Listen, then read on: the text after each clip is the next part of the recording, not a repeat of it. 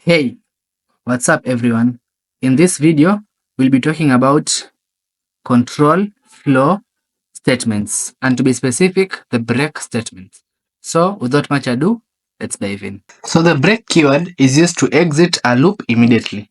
So if you have a loop, let me use the while loop. So allow me to comment this and uncomment this. So let's say you have a loop. This is a while loop. This is the code that we had before. So let me just return the way it was. We are printing numbers 1 to 10. So here I initialized the count variable and gave it the value 100. Then I was checking if the value of count is greater than or equal to 0. And if that is the condition, I'll print count. Then I'll decrement the value of count.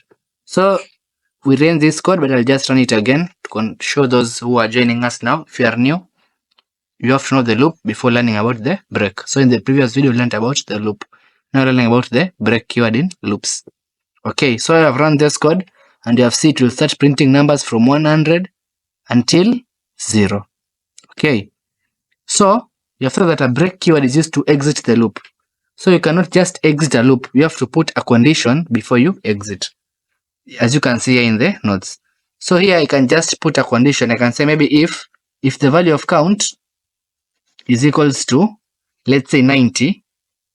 This is the syntax for the if that we learned previously. If you don't know about the if statements, you can just check the video I learned about the selection, control structures, and in that video discussed about the if statements. So this is an if statement. You're checking if the value of count is equals to 90, and if that is true, we want to break. I'll just say break like that. So it will loop when the value of count is 90, the loop will stop.